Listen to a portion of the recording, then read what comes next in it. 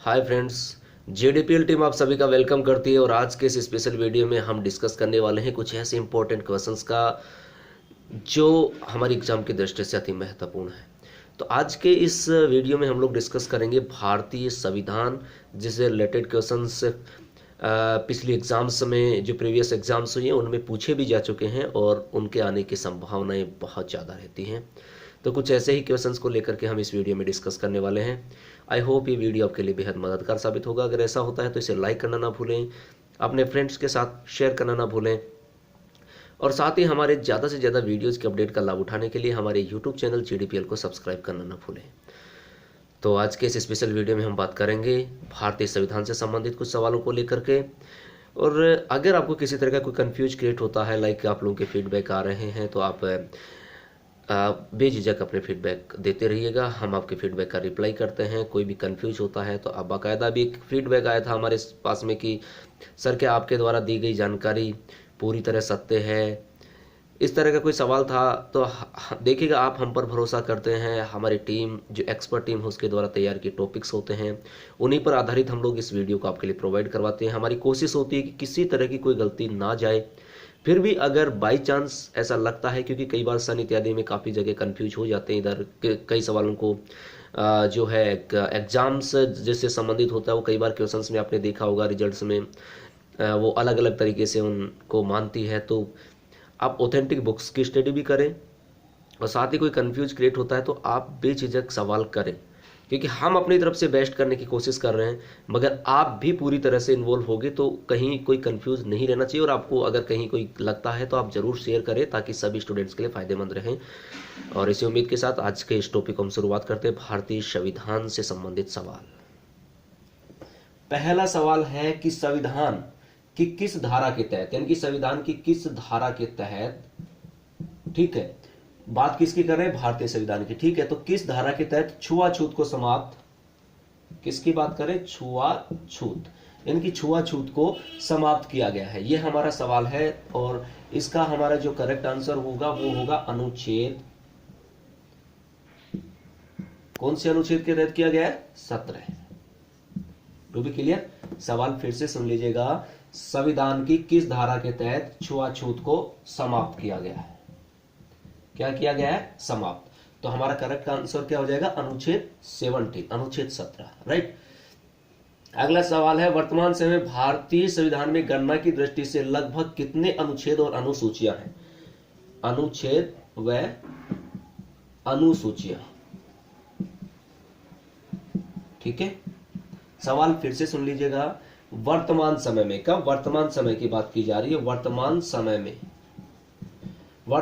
में भारतीय संविधान में गणना की दृष्टि से, किसकी दृष्टि से, गणना की, सवाल पूरा सुन लीजिएगा, गणना की दृष्टि से लगभग कितने अनुच्छेद और अनुसूचियां हैं, ठीक है। ये एग्जाम में क्वेश्चन पूछा जा चुका है, जेपीएससी 2003 में ये पूछा गया था ये सवाल। और उसमें ऑप्शन दिए हुए थे 390 अनुच्छेद 5 अनुसूचियां, 395 अनुच्छेद 12 अनुसूचियां, 460 अनुच्छेद और 12 अनुसूचियां। तो इसका जो करेक्ट आंसर माना गया था वो है 460 अनुच्छेद और 12 अनुसूचियां। टू बी क्लियर, ये सवाल पूछा गया था कब, जो एग्जाम हुई थी जेपीएससी की 2003 में, उसमें सवाल पूछा गया था। और जो ऑप्शन में ये वाला ऑप्शन जो है उन्होंने करेक्ट माना था, राइट। अब अगला सवाल करते हैं कि भारतीय अनुच्छेद के किस अनुच्छेद में अल्पसंख्यकों के हितों के संरक्षण की व्यवस्था की गई है, किसके, अल्पसंख्यकों के हितों की। तो बात करें कि भारतीय संविधान के किस अनुच्छेद में अल्पसंख्यकों के हितों के संरक्षण की व्यवस्था की गई, तो हमारा करेक्ट आंसर क्या होगा, अनुच्छेद 29, क्या होगा, अनुच्छेद 29।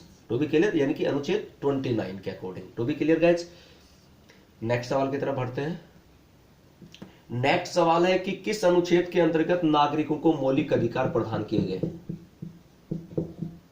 मौलिक अधिकार।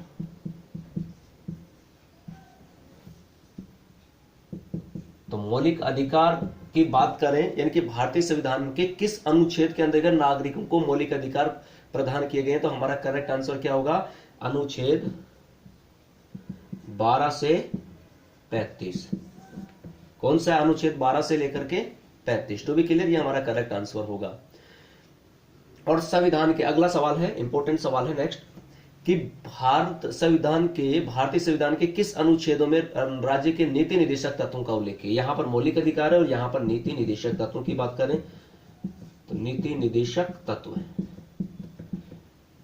तो नीति निदेशक तत्वों की बात करें तो कौन से में उल्लेख है? तो हमारा जो करेक्ट आंसर होगा वो क्या होगा? 35 के आगे कितना आता है? 36। तो 36 से लेकर 51 तक। कब तक है? 36 से 51। मौलिक अधिकारों का वर्णन 12 से 35, नीति निदेशक का 36 से 51। अगला सवाल है कि राष्ट्रपति सर्वोच्च न्यायालय से संविधान के किस अनुच्छेद के अंतर्गत परामर्श ले सकता है? यानी कि जो राष्ट्रपति होता है वो सर्वोच्च न्यायालय के, किसके? सर्वोच्च न्यायालय, ठीक है। राष्ट्रपति सर्वोच्च न्यायालय से संविधान के किस अनुच्छेद के तहत क्या ले सकता है? परामर्श ले सकता है। इंपॉर्टेंट सवाल है। यानी कि राष्ट्रपति सर्वोच्च न्यायालय से संविधान के कौन से अनुच्छेद के तहत परामर्श ले सकता है? तो कौन से अनुच्छेद के तहत परामर्श ले सकता है? हमारा करेक्ट आंसर होगा अनुच्छेद 143। कौन सा होगा? 143। टू बी क्लियर, अनुच्छेद 143 के तहत। To be clear. अगला सवाल है कि अनुच्छेद 356 का संबंध किससे है? किसका? 356 का। टू बी क्लियर गाइस, तो 356 का संबंध किससे है? राष्ट्रपति शासन से। किससे है? राष्ट्रपति शासन से। To be clear. फिर बात करते हैं अगला कि संविधान के किस अनुच्छेद के अंतर्गत नागालैंड राज्य के संबंध में विशेष उपबंधों का प्रावधान किया गया है? तो बात किसकी कर रहे हैं? नागालैंड की। किसकी? नागालैंड। यानी कि नागालैंड की बात करें तो नागालैंड के बारे में चर्चा की गई है कि नागालैंड जो है उसको भारतीय संविधान की बात करें तो राज्य के सामने विशेष उपबंधों का, किसमें? कौन से अनुच्छेद में विशेष उपबंध का प्रावधान है? विशेष उपबंध, ठीक है। बहुत इंपॉर्टेंट सवाल है, फिर से सुन लीजिएगा। संविधान के किस अनुच्छेद के अंतर्गत नागालैंड राज्य के संबंध में विशेष उपबंधों का प्रावधान किया गया है? तो हमारा करेक्ट आंसर आएगा अनुच्छेद 371 क। कौन सा है? 371 क। पूरा याद रखेगा, अनुच्छेद 371 क। To be clear guys. अब अगला सवाल जो ज्यादातर एग्जाम में पूछा जाता है और आपको अच्छे से याद भी हो गया होगा, काफी चर्चाओं में रहा इन दिनों, तो कि जम्मू कश्मीर को कौन सी धारा के अंतर्गत विशेष दर्जा प्राप्त है? यानी कि J&K को कौन सी विशेष धारा के तहत? ठीक है, तो कौन सा है वहां पर? 370। तो भी क्लियर, ये काफी बार एग्जाम में आ चुका है और अब याद भी हो गया होगा आपको, काफी चर्चाओं में रहा था इन दिनों। 370 की बात करें तो चुनाव के दौरान, तो कौन? जम्मू कश्मीर की बात करें तो 370। नागालैंड के बारे में विशेष उपबंध किसमें? अनुच्छेद 371 क में। तो भी क्लियर। अगला है कि संविधान का अनुच्छेद 312, कौन सा? अनुच्छेद 312 312 किससे संबंधित है? 312 किससे संबंधित है? ठीक है, तो किससे संबंधित है? अखिल भारतीय सेवाओं से। किससे संबंधित है? अखिल भारतीय सेवाओं से। टू बी क्लियर, अनुच्छेद 312 का संबंध। To be clear. अगली बात करें, संघ लोक सेवा आयोग के कार्यों का उल्लेख किस अनुच्छेद के अंतर्गत है? किसका? संघ लोक सेवा आयोग के कार्यों का वर्णन, ठीक है, या उल्लेख किस अनुच्छेद के अंतर्गत? तो किसके है? अनुच्छेद 320। किसके तहत है? अनुच्छेद 320 में है इसका वर्णन, ठीक है। अगला, संविधान के किस अनुच्छेद द्वारा लोकसभा में आंग्ल भारतीय समुदाय के प्रतिनिधित्व हेतु प्रावधान किया गया है? किसके? लोकसभा में। और किसका प्रतिनिधित्व है? आंग्ल भारतीय। तो किसमें है ये वर्णन? अगर बात करें यानी कि संविधान के किस अनुच्छेद द्वारा लोकसभा में आंग्ल भारतीय समुदाय के प्रतिनिधित्व हेतु प्रावधान किया गया है? तो अनुच्छेद कितना है? 331। अनुच्छेद 331। तो भी क्लियर गाइस। नेक्स्ट क्वेश्चन की तरफ बढ़ते हैं। अगला है इंपॉर्टेंट सवाल है अनुच्छेद 368। 368 का संबंध क्या है? 368 में क्या है? तो इसमें संविधान संशोधन की प्रक्रिया का उल्लेख है। किसका? संविधान संशोधन की प्रक्रिया का उल्लेख है। बहुत ही इंपॉर्टेंट सवाल है।